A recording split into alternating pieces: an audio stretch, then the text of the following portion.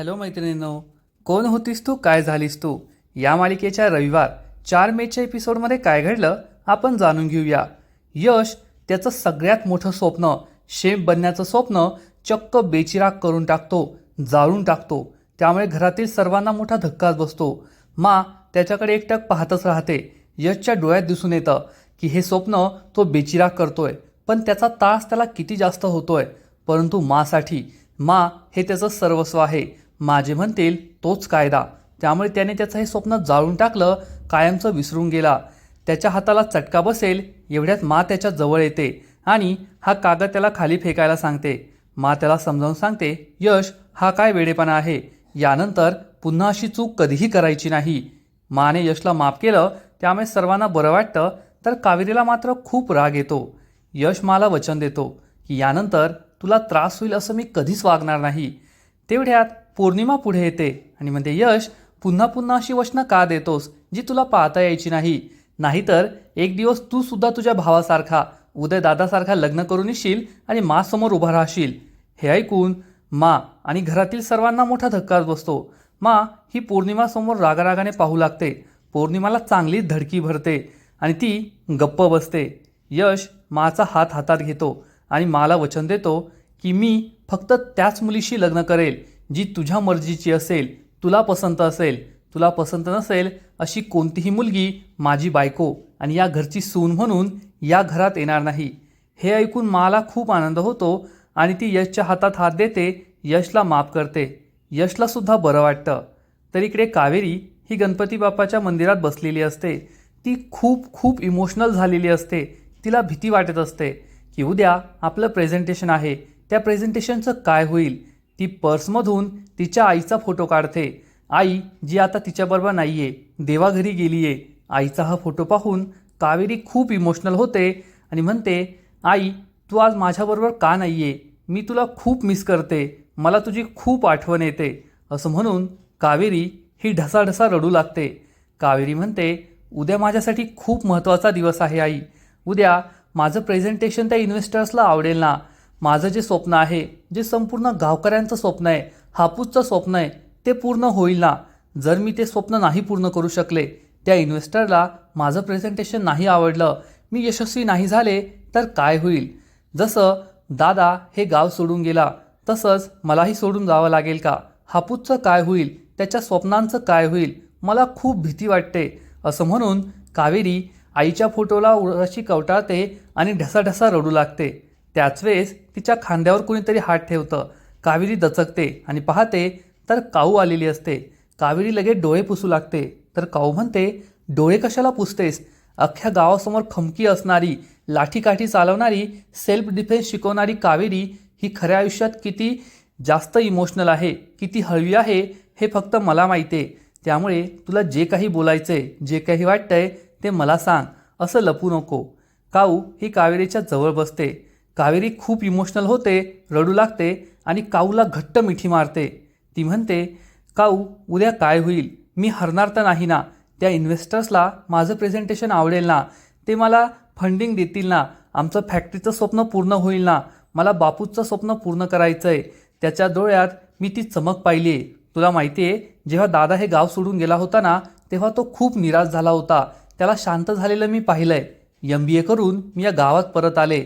मी त्याच्या स्वप्नांचा विडा उचलला. या गावात फॅक्टरी उभी करणार हे स्वप्न माझं बनवून घेतलं. तेव्हा तो खूप आनंदी झाला होता. पण उद्या हे सगळं स्वप्न पूर्ण होण्याचा दिवस आहे.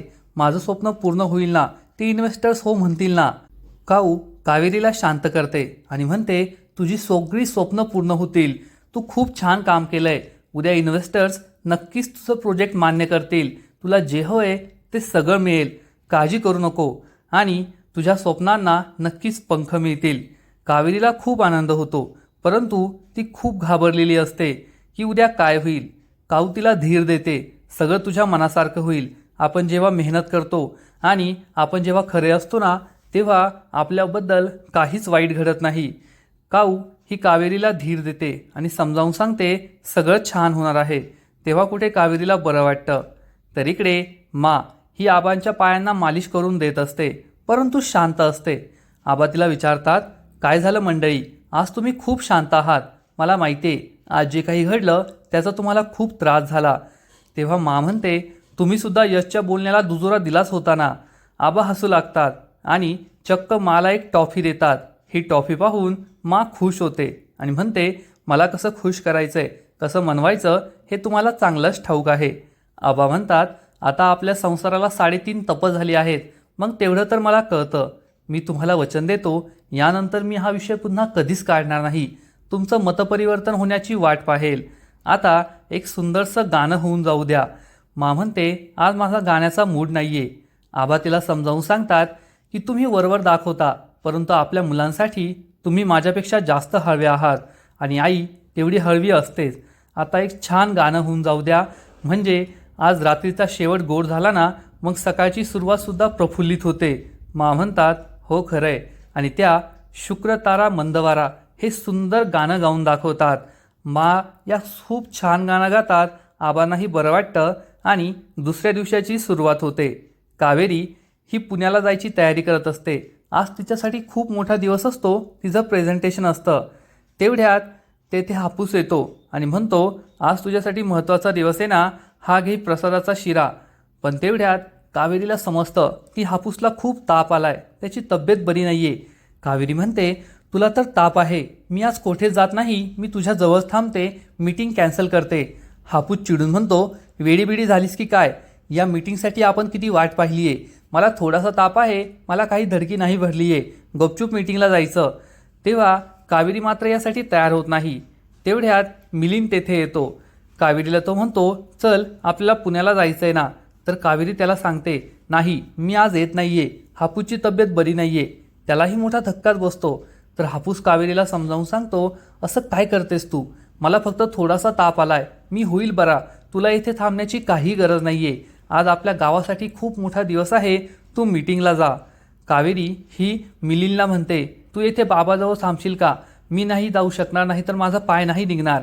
मिलिंदचा नाईलाज होतो आणि तो यासाठी तयार होतो. तेवढ्यात उदय आणि काऊ तेथे येतात. काऊच्या हातात डबा असतो. तर उदय हा कावेरीला फूल आणि प्रसादाचा शिरा देतो. हापूस विचारतो, आज तुम्ही पूजा केली की काय. काऊ सांगते, हो आज मानचा वाढदिवस आहे ना, त्यामुळे यांनी ब्रह्ममुहूर्तावर पूजा केली आहे, त्याचाच हा प्रसाद आहे. त्यानंतर काऊ ही कावेरीला डबा देते आणि सांगते की जेवून घ्यायचं, जेवायला तू नेहमी आळस करते तसं करायचं नाही. हापूस म्हणतो, पाहिलं का काऊ, माझी दुसरी मुलगीच आहे, जे मला सुचलं नाही ते तुला सुचलं. तर कावेरी म्हणते, पण मी नाही जाणार आहे आज. तर हापूस चिडून म्हणतो, जायचं नाही तर त्या मालवणकराला 4-5 मुलांचे फोटो घेऊन बोलवतो. तेव्हा कुठे काऊ ही पुण्याला जायला तयार होते. ती हापूसला काळजी घ्यायला सांगते आणि म्हणते, मी लवकर येईल, स्वतःची काळजी घे. हापूस हो म्हणतो आणि त्यानंतर कावेरी ही पुण्याला जायला निघते. तर इकडे यश हा सुद्धा पुण्यातच असतो. तो त्याच्या एका मित्राला कॉल करतो आणि म्हणतो, आज माचा वाढदिवस आहे, मी तिच्यासाठी हे सरप्राईज प्लॅन केलं आहे, तिचे सगळे जुने फोटो कलेक्ट केलेत, त्याचा एक छान कोलाज मला बनवून दे, रेडी आहे ना. हा मित्र सांगतो, हो सगळं रेडी आहे, तू लवकर इकडे ये. यश म्हणतो, ठीक आहे, मी आत्ताच निघतो. तर इकडे विद्या ही सर्व प्रेक्षकांशी बोलते आणि म्हणते, आज मी मस्त सावजी मटणाचाच बेत करते, पण माझी आई काय सावजी मटण बनवायची, एकदम तर्री असलेलं झणझणीत मटण. पण या घरात आल्यापासून मला काही खायलाच भेटलं नाही, कारण आमचे अहो म्हणतात या घरात मांसाहार निषिद्ध आहे, त्यामुळे मला कधी काही खायलाच मिळालं नाही, पण आज मी बेत करणारच आहे. तेवढ्याच मात येथे येते आणि विद्याला विचारते, झालं का मनातलं बोलून. विद्या चांगलीच घाबरते आणि विचारते, आज काय बेत आहे जेवणाचा. विद्या एकानंतर एक भारी भारी पदार्थांचं नाव घेते की तुमच्या आवडीची भरली भेंडी, आबांच्या आवडीची मेथी, आळूचं फतफदं, आळूची वडी, मेथीची वडी. मा विचारते, एवढ्या सगळ्या वस्तू तू एकाच दिवसात बनवणार आहेस का. तर विद्या सांगते, मा बनवायलाच पाहिजे ना, आज तुमचा वाढदिवस आहे. माला खूप आनंद होतो. विद्या त्यांना वाढदिवसाच्या शुभेच्छा देते आणि आशीर्वाद घेते आणि तिच्या कामासाठी जाते. तर इकडे कावेरी ही रेल्वेने पुण्यात पोहोचते. पुण्यात आल्यानंतर ती देवाचा आशीर्वाद घेण्यासाठी गणपती बाप्पांच्या मंदिरात येते. तिच्याकडे 2 बॅग्स असतात. ती फुलावाल्याजवळ या 2 बॅग ठेवते आणि त्यांच्याकडून फुलं घेऊन मंदिरात जाऊ लागते. ती गणपती बाप्पांच्या मंदिरात येते. गणपती बाप्पांना पाहून तिला खूप आनंद होतो. तर यश हा सुद्धा त्याच मंदिरात येतो आणि त्याच फुलवाल्याजवळ आपली बॅग ठेवतो. कावेरी आणि यश या दोघांच्या बॅग या सेम सेम असतात आणि एकमेकांजवळच ठेवलेल्या असतात. कावेरी ही देवासमोर हात जोडते, तर इकडे मा यासुद्धा देवीची प्रार्थना करतात, पूजा करतात आणि देवीला हात जोडून त्या जाणार. इतक्यात बाबा तेथे येतात. त्या म्हणतात, मंडळी थांबा थोडं, आणि ते चक्क मांना वाढदिवसाच्या शुभेच्छा देतात. माला खूप आनंद होतो. मा त्यांचा आशीर्वाद घेते आणि जाऊ लागते, तर बाबा तिला वाढदिवसाचं गिफ्ट म्हणून चक्क मोगऱ्याचा गजरा देतात. हा गजरा पाहून माला खूप लाजल्यासारखं होतं आणि ती म्हणते, इश्ट, हे काय आपलं वय आहे का असं गजरा देण्याचं? तर बाबा म्हणतात, नवऱ्याने बायकोला गजरा देण्याचं कोणतं वय असतं का? मी तुमच्या केसात हा गजरा माळतो. मा ही लगेचच आबांकडून हा केसात गजरा माळून घेते. यामी हे सगळं पाहते आणि इमोशनल होते. तिच्या डोळ्यात पाणी येतं. पौर्णिमा तेथे येते आणि विचारते, काय झालं यमुना? दादा आणि वहिनीला असं पाहून तुझ्या डोळ्यात पाणी का आलं? मी तर म्हणते, तू तुझ्या नवऱ्याबरोबर पॅचअप करून घे. यमुना काही बोलणार, इतक्यात मा चिडून म्हणते, बिलकुल नाही. ती तिच्या नवऱ्याबरोबर कोणतंही पॅचअप करणार नाही. त्या माणसाने माझ्या मुलीला फसवलंय आणि तुम्हाला सगळ्यांना माहिती आहे की मला खोटेपणाची किती चीड आहे. खोटाडा माणूस आहे तो आणि यमुनाचं त्या माणसाबरोबर कधीच पॅचअप होणार नाही. त्यांचा संसार हा कधीच सुरळीत होणार नाही, हे लक्षात ठेवायचं. यमुना ही दुःखी होऊन तेथून निघून जाते, तर पौर्णिमा ही चांगलीच घाबरते. आता यमुनाची नेमकी स्टोरी काय आहे? तिचा नवरा आणि तिच्यात काय विशिष्ट आलंय? असं तो काय खोटं बोललाय की मा त्याच्यावर एवढी चिडली आहे? हे तर येत्या काही दिवसात आपल्याला कळेलच. इकडे यश हा सुद्धा गणपती बाप्पांच्या मंदिरात येतो. काऊ ही गणपती बाप्पांना म्हणते, बाप्पा, आज माझ्यासाठी खूप महत्त्वाचा दिवस आहे. फक्त माझंच नाही, तर माझ्या बापूचं, माझ्या हापूचं, माझ्या संपूर्ण गावाचं हे स्वप्न आहे की गावात फॅक्टरी उभी राहावी आणि आजचं प्रेझेंटेशन त्यासाठी खूप महत्त्वाचं आहे. इन्व्हेस्टर्सला हे प्रेझेंटेशन पसंत पडू दे आणि आम्हाला फंडिंग मिळू दे. तेवढ्यात यशसुद्धा तेथे येतो. कावेरीच्या बाजूला उभं राहतो आणि देवासमोर हात जोडून म्हणतो की देवा, आज माझ्या माचा वाढदिवस आहे. माझ्या माची सगळी स्वप्न पूर्ण होऊ दे आणि आमचं कुटुंब लवकरच एकत्र येऊ दे. इकडे पौर्णिमा आणि यमुना या दोघींनीही मासाठी मस्त गिफ्ट आणलेलं असतं. यमुना विचारते, काय काकू, आज तू सुद्धा मला गिफ्ट देणार का? तर पौर्णिमा म्हणते, मला गिफ्ट देणं म्हणजे मोठा उत्सव असतो, कारण मला ज्याचं गिफ्ट आवडतं ना, ती त्याच्या दुपटीने भारी गिफ्ट समोरच्याला रिटर्न गिफ्ट म्हणून देते आणि आज तिला माझंच गिफ्ट आवडणार. माझी खूप दिवसांपासून इच्छा आहे की मला एक डायमंड नेकलेस मिळावा आणि तो मला नक्कीच मिळेल. तर यमुना म्हणते, तू फक्त स्वप्नच बघ, कारण आता माझं गिफ्ट खूप स्पेशल आहे आणि मला नक्कीच ते आवडणार.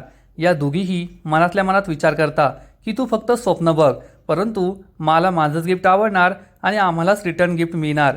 पण आता मा ही कोणाला रिटर्न गिफ्ट देईल, कोणतं गिफ्ट कोणाला आवडेल, हे तर येणाऱ्या एपिसोडमध्येच कळेल. तर इकडे कावेरी आणि यश हे दोघे बाजूबाजूला उभं राहून देवाची प्रार्थना करतात. त्यानंतर गुरुजी त्यांना प्रसाद देतात. कावेरी ही प्रसाद घेऊन जाऊ लागते, तर तेवढ्यात नेहमीप्रमाणे तिची ओढणी यशच्या घड्यात अडकते आणि ती मागे वळून पाहते. पुढील एपिसोडमध्ये आपण पाहू की कावेरी आणि यश यांच्यामध्ये अदलाबदली होणार. दोघांनी आपापल्या बॅग एकमेकांजवळ ठेवलेल्या असतील. तेव्हा कावेरी ही नजर चुकीने चक्क यशची बॅग आपल्याबरोबर घेऊन जाणार आणि जेव्हा ती इन्व्हेस्टरच्या ऑफिसमध्ये पोहोचेल तेव्हा तिला समजेल की आपण चुकीची बॅग घेऊन आलो आहोत आणि हा तर माझा लॅपटॉप नाही आहे. आणि जेव्हा तिला प्रेझेंटेशन मागितलं जाईल तेव्हा तिला जबर धक्काच बसणार. आता आपण काय करायचं, यांना कोणतं प्रेझेंटेशन दाखवायचं, हा प्रश्न तिला पडेल. तर इकडे मा या जेव्हा यशची बॅग उघडतील तेव्हा ती कावेरीची बॅग असेल आणि या बॅगमध्ये मला तो डब्बा सापडणार जो उदयने कावेरीला दिला होता, ज्यात त्याने मासाठी पूजा केली होती ब्रह्ममुहूर्तावर. त्याचा प्रसाद आणि फूल होतं. मला वाटेल की नक्कीच यशने माझ्यासाठी ही पूजा केली आहे, त्यामुळे मा खूप खुश होईल. याचाच अर्थ उदयने दिलेला प्रसाद हा मापर्यंत पोहोचलाय. इकडे यश हा जेव्हा आपली बॅग उघडेल तेव्हा त्याला दिसेल की हा तर माझा लॅपटॉप नाही आहे, बॅग नक्कीच चेंज झाला आहे हे त्याला समजेल आणि त्यालाही मोठा धक्का बसेल. म्हणजे एकूणच बॅग एकसारख्या असल्यामुळे यश आणि कावेरीची बॅग चेंज झाली आहे. यशसाठी तर हा काही मोठा धक्का नाही आहे, परंतु कावेरी ही इन्व्हेस्टरच्या ऑफिसमध्ये पोहोचली आहे. तिला प्रेझेंटेशन सबमिट करायचं आहे, सगळ्या इन्व्हेस्टरला प्रेझेंटेशन दाखवायचं आहे आणि तिच्याकडे तिचा लॅपटॉप नाही आहे. म्हणजे तिचं स्वप्न हे पूर्ण होऊ शकणार नाही. जर प्रेझेंटेशनच नसेल तर तिला फंडिंग कसं मिळेल, तिचं फॅक्टरीचं स्वप्न कसं पूर्ण होईल. एकूणच या नजरचुकीमुळे यश आणि कावेरीच्या बॅग तर एक्सचेंज झाला आहे, परंतु कावेरीचं स्वप्न हे कधीच पूर्ण होऊ शकणार नाही असं वाटतंय. मग यश हा कावेरीला शोधून तिची बॅग परत देऊ शकेल का, हे सगळं तर येणाऱ्या एपिसोडमध्ये कळेलच. परंतु तोपर्यंत कोण होतीस तू, काय झालीस तू या मालिकेचे असेच नवीन नवीन अपडेट्स सर्वात आधी जाणून घेण्यासाठी व्हिडिओला लाईक करा, शेअर करा आणि चॅनलला सबस्क्राईब करायला विसरू नका. खूप खूप धन्यवाद. हॅलो मैत्रिणींनो, कोण होतीस तू काय